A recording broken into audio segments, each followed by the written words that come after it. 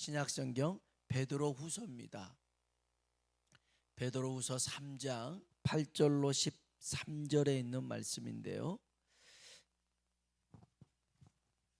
베드로후서 3장 8절로 13절에 있는 말씀을 우리 한 절씩 서로 교독해 보겠습니다. 제가 먼저 8절 읽겠습니다. 사랑하는 자들아, 주께는 하루가 천년 같고 천년이 하루 같다는 이 한 가지를 잊지 말라.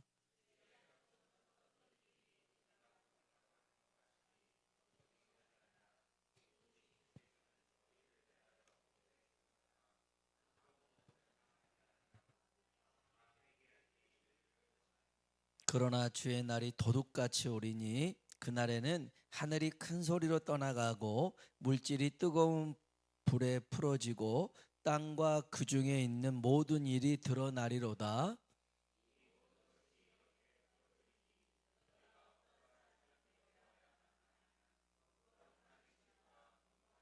하나님의 날이 임하기를 바라보고 간절히 사모하라.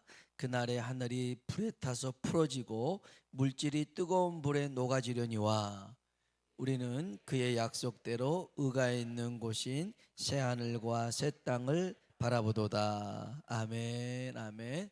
우리 한번 옆 사람 보고 인사할까요? 하나님의 은혜가 당신에게 임하기를 원합니다. 하나님의 은혜가 당신에게 임하기를 원합니다.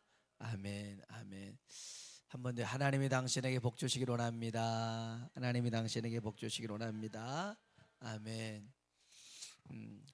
여러분, 세상에서 가장 지혜로운 사람이 누굴까요?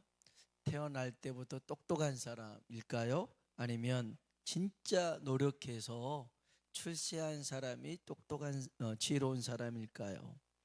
아니면 끊임없이 자기를 개발해서 계속 발전해 나가는 사람, 지혜로운 사람일 수 있겠죠. 제가 월요일 화요일 날 전국 사모회 연합회 정기총회에 제가 사모님들하고 같이 다녀왔어요. 동행했던 사모님들과 이야기를 나누는 중에 70이 넘은 사모님들이 배움의 열정과 에너지가 정말 대단하더라고요. 그래서 사모로 아이들을 키우고 사모로 사역하면서도 어떤 사모님은 목회학 박사를 취득하신 분이 있었어요. 목사님도 아닌데 목회학 박사를 굉장히 공부를 많이 한 거죠. 그리고 미디어, 코딩 같은 컴퓨터 프로그램을 다루며 이 젊은 친구들도 잘 못하는 것들을 70 넘은 사모님이 해 나가더라고요. 그리고 또 교회 부흥과 성장에 도움이 될 만한 세미나가 있다면 그냥 참석해가지고 그 프로그램을 교회에 접목시켜서 교회를 이렇게 섬기는 모습들을 보면서요, 야, 열심히 살아야겠구나, 제가 도전을 받았어요. 이분들 70 넘었는데도 사모님인데도 불구하고 막 이 정도로 열정이 있다는 건 정말 대단하더라고요. 근데 이런 열정과 노력은 대단하지만 이것이 지혜로운 건 아니에요. 여러분, 세상에서 가장 지혜로운 사람은 어떤 사람이냐면 끝을 아는 사람이에요. 끝을 아는 사람. 이 세상의 끝을 아는 사람이 지혜로운 사람이고, 우리 자신의 끝, 인생의 끝을 아는 사람이 지혜로운 사람인 거죠. 그래서 세상에서 전무후무한 지혜를 가졌던 솔로몬이 이렇게 말했어요. 전도서 7장에 보면 같이 읽어볼까요? 초상집에 가는 것이 잔치집에 가는 것보다 나으니 사람의 끝이 이와 같이 됨이라. 산자는 이것을 그의 마음에 둘지어다. 아멘. 잔치집에 가는 것보다 초상집에 가는 게 낫대요. 왜 그래요? 인생의 끝을 볼 수 있기 때문에 그래요. 인생의 끝을 아는 사람이 지혜로워요. 그래서 산자는 이것을 마음에 두고 살라는 거예요. 언제든지 간에 우리는 이 세상을 떠날 수밖에 없는 존재구나. 누구에게나 끝이 있구나. 끝이 찾아오구나. 그 끝을 기억하고 사는 사람이 지혜로운 사람이에요. 아는데 기억을 안 하잖아요. 그런 의미가 없어요. 아는데 그 끝을 기억하고 살 때 우리의 삶이 달라질 수 있어요. 여러분, 오늘 밤이라도 여러분이 이 세상을 떠나게 된다면 천국에 들어갈 확신이 있습니까? 아멘입니까? 그러면 하나님이 여러분에게 내가 너를 나의 천국에 들어오게 해야 할 이유가 뭐냐 물어보신다면 여러분 뭐라고 대답하실래요? 너 내 천국에 들어올 자격이 뭐야? 뭐라고요? 슈슈슈슈슈라고요? 그래, 할렐루야? 다들 뭐라고 대답을 했어? 맞아요. 이렇게 대답을 할 수 있다는 것이 참 감사해요. 근데 여러분이 이 질문에 답을 못한다면 여러분의 믿음은 헛것이에요. 잘못 믿고 있는 거예요. 여러분, 우리가 예수를 믿는 것은 천국의 삶을 누리기 위함인 줄로 믿습니다. 천국은 죽어서만 가는 게 아니에요. 살아서도 천국의 삶을 우리가 살아야 됩니다. 천국은 장소의 개념이 아니에요. 천국은 주님과 함께 동행하는 거예요. 주님 계신 곳에 함께 있는 그곳이 천국인 줄로 믿습니다. 그러면 어떻게 우리가 주님과 함께 동행할 수 있겠어요? 예수님이 나의 죄를 위하여 십자가에 죽으시고 부활하심을 믿는 거예요. 예수님이 나의 주가 되시고 하나님 되심을 믿는 거예요. 이것을 믿음으로 구원받는 줄로 믿습니다. 이것은 나의 공로나 노력으로 된 것이 아니에요. 하나님의 은혜로 된 것인 줄로 믿습니다. 그래서 여러분, 구원의 확신은 예수님을 믿는 것이고 구원의 근거는 하나님의 은혜인 줄로 믿습니다. 그러니까 우리가 구원받는 그 근거가 뭐예요? 하나님의 은혜입니다. 나는 자격이 안 되지만 예수님께서 내 죄를 위하여 죽으시고 부활하심을 나는 믿습니다. 이것이 우리가 저 천국에 들어갈 수 있는 근거가 되는 줄로 믿습니다. 여러분, 이것을 우리가 확실하게 여러분 마음에 두고 믿고 언제든지 주님이 우리를 부를지라도 기쁨으로 나아갈 수 있는 우리 되길 축복합니다. 베드로후서는요, 예수님이 부활하고 하늘로 승천하시고 난 다음에 한 30년쯤 지난 때 기록했어요. 이 당시의 사람들은 예수님의 재림이 금방 임할 줄 알았어요. 아니, 올라간 걸 봤잖아요. 올라간 그대로 다시 오겠다 했으니까 금방 올 거라고 생각했어요. 그런데 주님의 재림이 나타나지가 않았어요. 그래서 세 종류의 부류가 생겼어요. 첫 번째로는 그래도 금방 올 거야. 금방 올 거야. 나 때는 올 거야. 그래서 실제로 어떤 분은 그런 분이 있었어요. 목회자들 중에서도 본인 세대에 예수님이 재림하실 것이다 했지만 본인이 먼저 가신 분도 많아요. 근데 아무튼 금방 올 것이다라고 생각한 사람. 두 번째로는 이미 왔을 거야. 그런데 우리가 뭘 모르는 거야. 이미 왔을 거라고 생각하는 사람. 세 번째로는 재림은 거짓말일 거야. 이런 부류가 있었어요. 여러분, 그러나 분명한 사실은 그날 우리 주님이 재림한 날은 아직 우리에게 임하지 않았더라는 거예요. 여러분, 예수님의 재림이 거짓말일까요? 그렇지 않아요. 그 약속이 좀 더딘다고 할지라도 주님의 재림은 확실하더라는 거예요. 그래서 베드로를 통해서 성령님이 복음의 메시지를, 재림에 관한 메시지를 설명하고 있어요. 여기 8절로 9절이에요. 8절로 9절 읽어볼까요? 사랑하는 자들아, 주께는 하루가 1000년 같고 1000년이 하루 같다는 이 한 가지를 잊지 말라. 주의 약속은 어떤 이들이 더디다고 생각한 것 같이 더딘 것이 아니라 오직 주께서는 너희를 대하여 오래 참으사 아무도 멸망하지 아니하고 다 회개하게 이르기를 원하시느니라. 아멘. 주의 재림이 더딘 이유가 이렇게 설명하고 있어요. 베드로가 시편 90편 4절의 말씀을 인용합니다. 주께는 하루가 천년 같다. 천년이 지나간 어제와 같다. 이렇게 그 말씀을 가지고 여러분, 하나님의 시간의 개념과 우리 시간의 개념이 좀 달라요. 하나님에게는 천년이 하루일 수 있고 하루가 천년일 수 있어요. 우리랑 좀 다릅니다. 달라요. 그러니까 그렇게 뭐 천년이 하루라면 주님이 하늘로 올라가신 지 이틀밖에 안 됐어요. 그렇게 안 돼봤는데, 여러분, 여기서 중요한 것은 주님의 재림이 자꾸 늦춰지는 거예요. 늦어지는 거예요. 그 이유는 모든 사람이 다 구원받길 원하시더라는 거예요. 회개에서 멸망받지 않기를 원하시는 것이 하나님의 뜻이라는 거예요.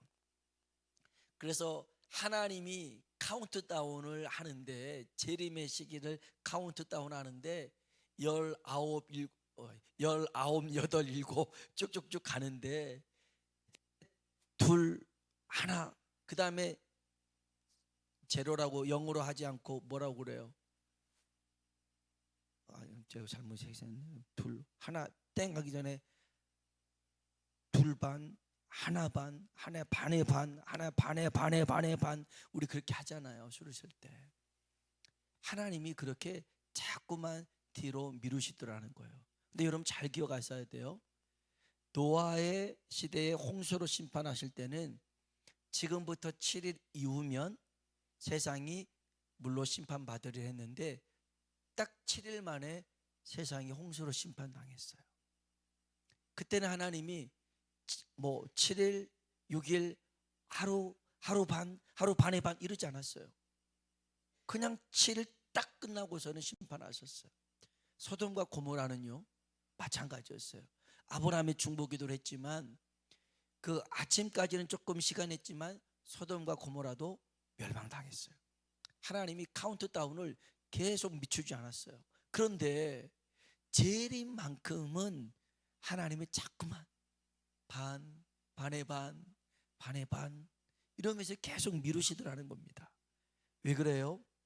할 수만 있다면 아무도 멸망하지 않고 하나님께로 돌아오라는 것입니다. 돌아오라는 거예요. 여러분, 주님이 다시 오시는 그날이 믿는 우리에게는 구원의 날이겠지만 이 세상은요 심판의 날이 되더라는 겁니다. 재난과 저주의 날입니다. 예수님이 2000년 전에 오셨을 때, 초림으로 오셨을 때는 세상을 구원하러 오셨지만 다시 오실 때는, 재림하실 때는 심판의 주로 오시더라는 겁니다. 우리 주님이 오시는 그날에 뜨거운 불로 말미암아 이 세상에 있는 모든 것들은 녹아져서 없어진대요. 이게 10절에 나와 있어요. 한번 10절 읽어볼까요? 그러나 주의 날이 도둑같이 오리니 그날에는 하늘이 큰 소리로 떠나가고 물질이 뜨거운 불에 풀어지고 땅과 그 중에 있는 모든 일이 드러나리로다. 아멘. 그날에는 하늘이 큰 소리로 떠나가고 물질이 뜨거운 불에 풀어지고 땅에 있는 모든 것들이 다 사라지고 맙니다. 이제 우리는 지금 어떤 시대를 살고 있냐면 주님이 다시 오마라고 하는 이 끝자락 마지막 시대를 살아가고 있어요. 그러니까 말세는 예수님께서 성령을 보내주시기로 한 그때부터 말세였어요. 내가 말세에 내 영을 너희 모든 육체에 부어주리니 너희 자녀들은 예언할 것이요 젊은이들은 환상을 볼 것이요 아비들은 꿈을 꾸리라. 예수님이 승천하시고 난 다음에 10일쯤 지나서 성령이 임하셨어요. 그래서 성령이 우리 모두에게 임한 그 시점부터가 말세라는 거예요. 우리는 그 말세의 끝자락을 살아가고 있어요. 베드로가 이걸 알았어요. 그래서 마지막 말세를 살아가는 우리가 재림을 준비하면서 어떻게 살아야 되느냐, 세 가지를 당부하고 있어요. 그 첫 번째가 11절에 나옵니다. 11절 한번 읽어볼까요? 이 모든 것이 이렇게 부러지리니 너희가 어떠한 사람이 되어야 마땅하냐? 거룩한 행실과 경건함으로. 아멘, 아멘. 거룩한 행실과 경건함을 우리가 품고 살아야 됩니다. 그렇게 나타내야 되는 거예요. 여러분, 거룩은 뭐냐면 구별됨입니다. 거룩은 목소리를 깔고 그냥 이렇게 이게 거룩이 아니라, 거룩은 구별된 존재로 살아가는 것입니다. 세상을 살아가는데 그 구별된 존재의 기준이 뭐냐? 하나님의 말씀이에요. 하나님의 말씀. 우리는 하나님의 말씀이 우리의 삶의 기준이 되어야 되는 거예요.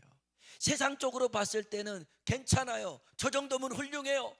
그러나 하나님의 말씀으로 나를 비춰봤을 때 내가 아무것도 없을 수 있어요. 내가 심히 더럽고 악하고 추악할 수 있어요.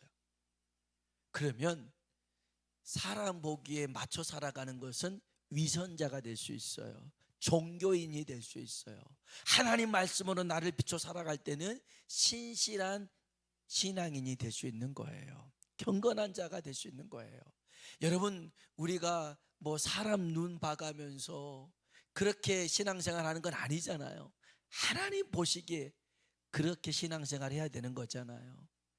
요셉 보세요. 그런 사람 보기에 훌륭한 사람이었어요. 근데 그가 딱 걸린 건 뭐예요? 하나님 보시기에. 그 집에 살고 있었던, 보디발의 집에 살고 있었던 모든 사람은 보디발의 눈치를 봤어요. 그러나 요셉은 하나님을 본 거예요.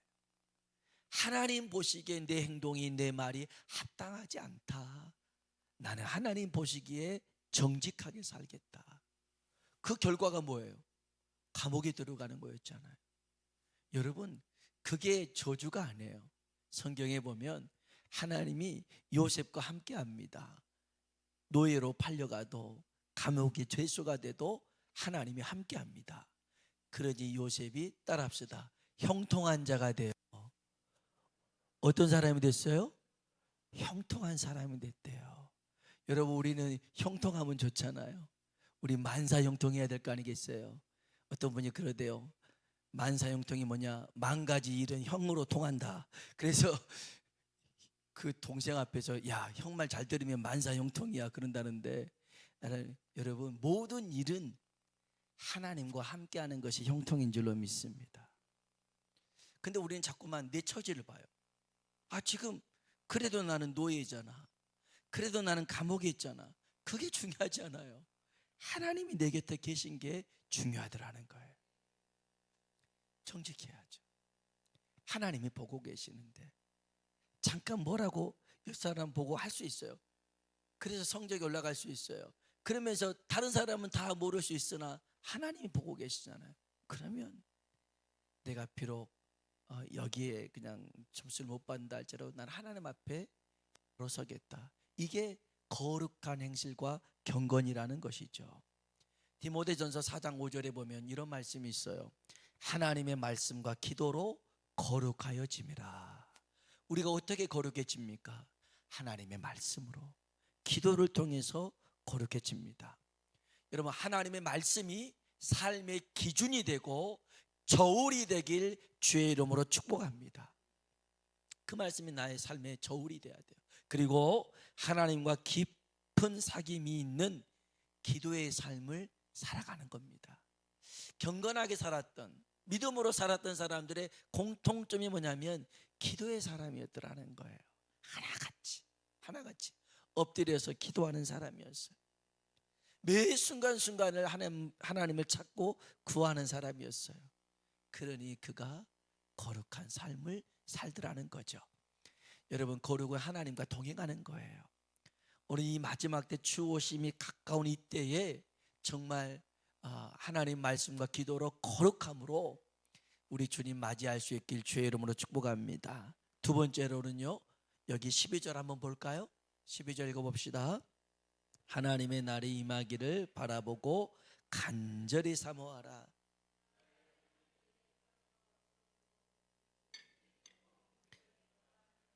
아멘, 아멘. 하나님의 날이 임하기를 바라보고 간절히 사모하라는 것입니다.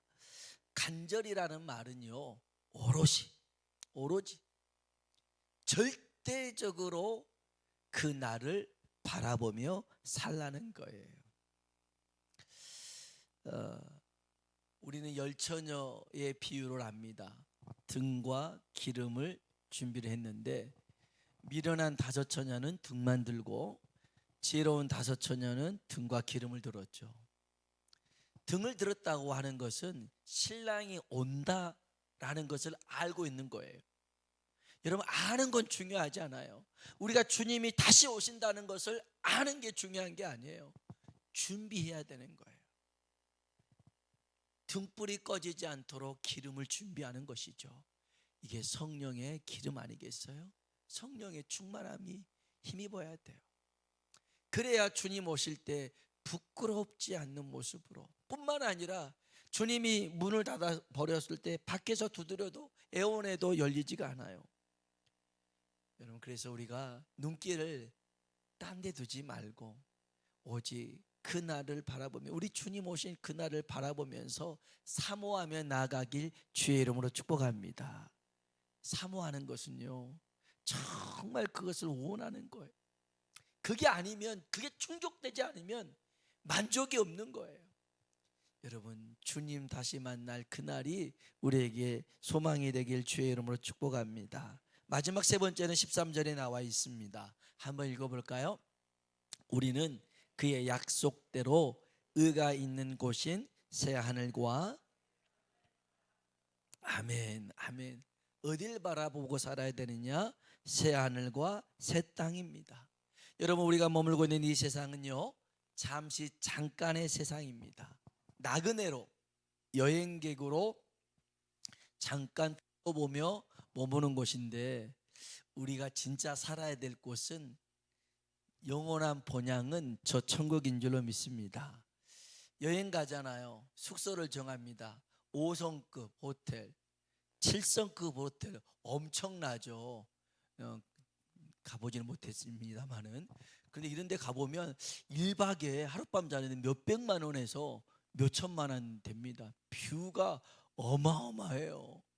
그래서 뭐 바다가 보이고 뭐 하늘이 보이고, 그 다음에 뭐 강도 있고 막 이렇게 막 보이, 그런 뭐 20층 30층 되는 그런 데 있으면 얼마나 좋아요.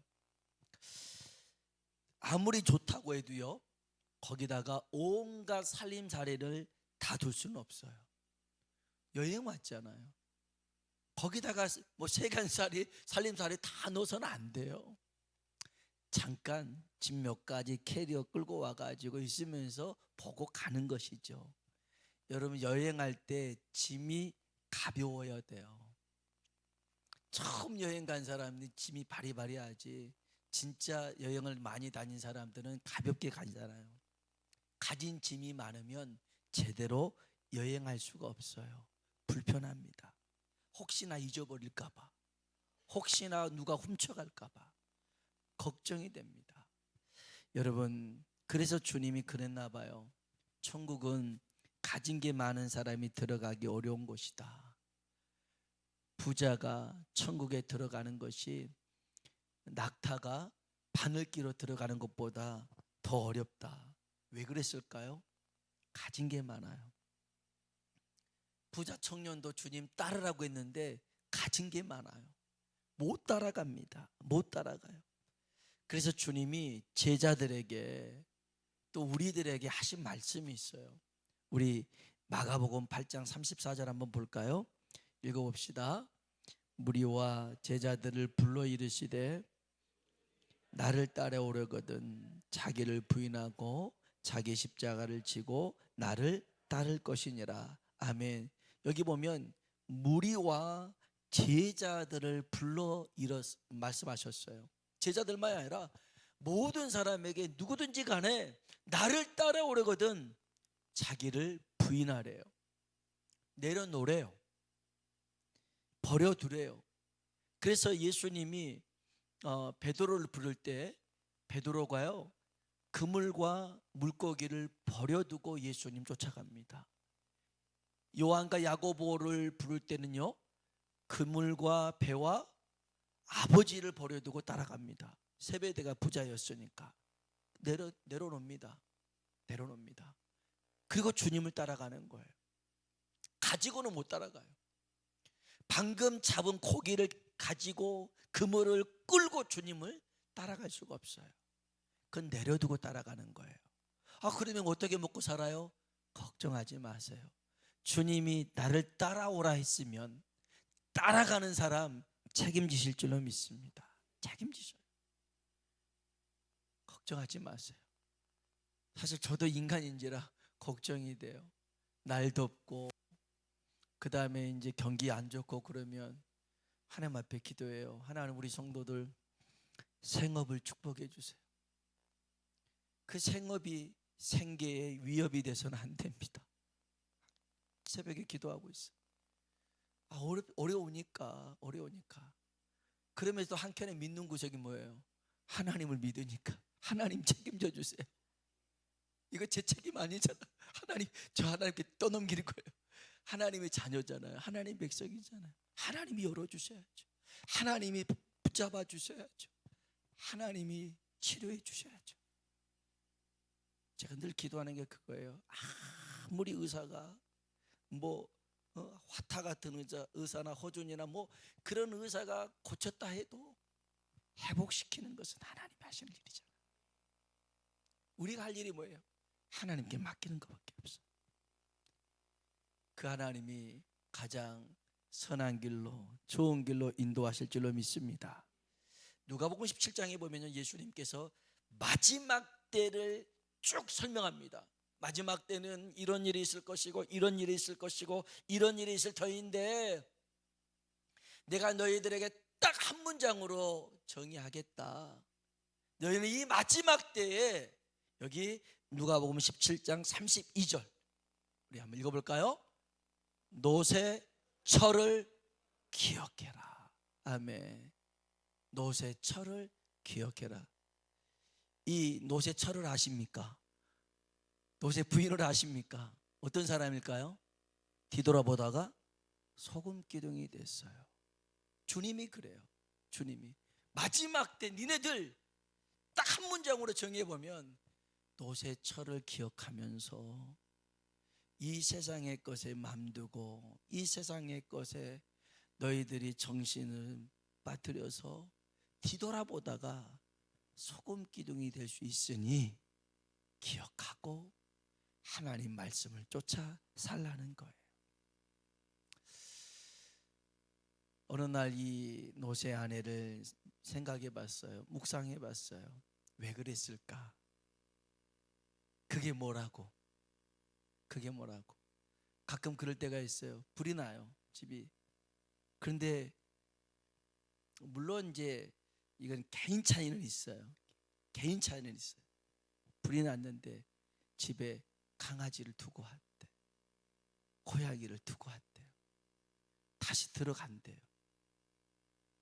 그래서 막아요. 그래도 식구라고 생각하면 그럴 수 있어요. 개인 차이가 있다고 했으니까. 그런데 그 올라가다가 목숨을 잃어요. 어떤 사람은 한 번은 남대문에서 불이 났는데 불이 점퍼를 다 홀라당 태울 때 들어가야 된대요. 왜 들어가냐고. 지금 들어가면 죽는다고. 들어가야 된대. 소방관을 밀치고 화를 내면서 들어가요. 들어가서 가지고 나왔던 게 금고였어요. 그 안에 돈이 있었거든요. 나오다가 불에 타서 죽었어요. 손에는 금고를 쥐고. 우리는 그래요. 그깟 금고가 뭔데, 그깟 돈이 뭔데 생명보다 귀하냐. 근데 노새철을 생각해 보니까 그럴 수 있겠다라는 생각이 들었어요. 말도 안 된다는 소리지만, 이 소돔에서 얼마나 고생해서 집장만 해놓고 모든 것 다 해놨는데 이것을 버려두고 간다니, 이게 쉬운 일이 아니죠. 뒤돌아보다 소금 기둥 됐는데 오늘 제 모습을 보니까 이게 한순간에 소금 기둥이 안 되고 어느 때는 이 발만 소금 기둥 됐다가 여기 종아리까지 소금 기둥 됐다가 됐다가 안 됐다가 그걸 반복하며 살아가요. 여러분, 그러지 말고요. 다시 얘기합니다. 우리는 세상 끝자락, 주님이 다시 오시는 그 마지막 순간을 살아가고 있어요. 그래서 우리에게 당부하는 게 거룩한 행실과 경건하게 살아가라. 주님 오실 날을 사모해라. 이 땅에 마음 두지 말고 이 땅의 것은 다 불에 녹아지 없어질 터이니 새 하늘과 새 땅을 바라보며 살라는 거예요. 아이고 그래도 먹고 사는 게 중요하죠. 그러면 어쩔 수가 없어요. 그러면 어쩔 수가 없어요. 그러면 답답한 것은 여러분이 답답한 게 아니라 하나님이 답답해요. 이야, 너는 왜 나를 이렇게 못 믿냐? 내가 너 책임져 준다니까. 아이고 그래도 있어야죠. 그러면 어쩔 수가 없어요. 그냥 그럼 너 혼자 고생해라 하고 계속 고민하게 둬요. 여러분, 하나님이 하나님의 때에 가장 좋은 길로 인도하실 줄로 믿습니다. 그 하나님을 신뢰하세요. 그 하나님을 믿으세요. 그 하나님은 실수가 없는 하나님이신 줄로 믿습니다. 우리 같이 한번 찬양을 불러볼까요?